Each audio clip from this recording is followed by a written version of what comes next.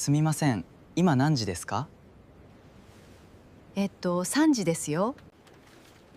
会議は何時からですか？3時半からですよ。そうですか。ありがとう。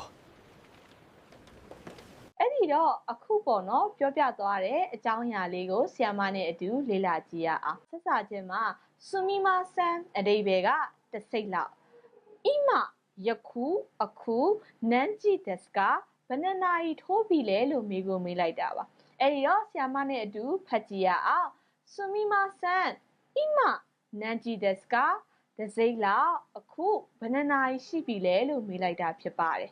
အဲ့ဒါဆိုရင်တစ်ဖက်ကပေါ့နော်ပြန်ပြီးဖြေတာကတော့etto ရဲ့အဓိပ္ပာယ်ကတော့စဉ်းစားကြည့်ရမယ်ကြည့်ရမယ်ဆိုရင်နိုင်လေးကိုကြည့်မယ်ဆိုရင်ဆိုတဲ့အဓိပ္ပာယ်မျိုးလေးပေါ့နော်ကြည့်ရမယ်ဆိုရင်စမ်းကြည့် that's your စမ်းကြည့်ရတော့3နာရီ that's လေးကဖြစ်သည်ရော်လေးကတော့ no ဆိုတဲ့အဓိပ္ပာယ်ဆရာမနဲ့အတူဖတ်ကြည့်ရအောင်etto စမ်းကြည့် that's your 3နာရီထိုးပြီနော်လို့ပြောလိုက်တာဖြစ်ပါတယ်အဲ့ဒီတော့ခိုင်ကီဝအစည်းအဝေးကနန်ကြီးဘယ်နှစ်နာရီခါရရဲ့အဓိပ္ပာယ်ကတော့ကနေစပြီဆိုတဲ့အဓိပ္ပာယ်ပါဆီယမမေးချင်တဲ့အကြောင်းအရာလေးကအစည်းအဝေးကဘယ်နှစ်နာရီကနေစမှာလဲလို့မေးချင်တာပေါ့နော်အဲ့ဒီအတွက်ကြောင့်ခါရ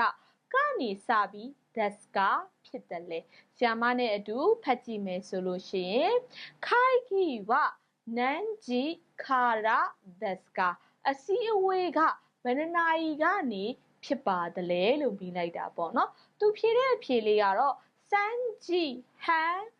ခါရာ that's your စမ်းကြည့်ရ3နာရီဟန်လေးရတဝက်3နာရီခွဲပေါ့နော်ခါရကတော့ကနေစပြီး that's your ကတော့ဖြစ်ပါတယ်နော်လို့ပြောလိုက်တာပေါ့နော်ဖတ်ကြည့်မယ်ဆိုရင်စမ်းကြည့်ဟန်ခါရာ that's your 3နာရီခွဲကနေစပြီးဖြစ်တယ်နော်ဆိုတဲ့အဓိပ္ပာယ်လေးပေါ့နော်အဲ့ဒီတော့ so that's ကဟုတ်လားအာရီဂါတိုကျေးဇူးပဲလို့ပြောလိုက်တာပါနောက်တစ်ခေါက်ဖတ်ကြည့်ရအောင် so that's ကအာရီဂါတိုဟုတ်လားကျေးဇူးပဲနော်လို့ပြောလိုက်တာအဲ့ဒါဆိုရင်ဆီယမကျောင်းသားတွေကဒီနေ့တင်ပေးလိုက်တဲ့ပေါ့နော်အချိန်ကိုဘယ်လိုမေးရမလဲဆိုတဲ့အကြောင်းအရာလေးကိုကိုယ်တိုင်လဲလုပ်ငန်းခွင်မှာမေးတက်သွားမယ်လို့ထင်ပါတယ်နော်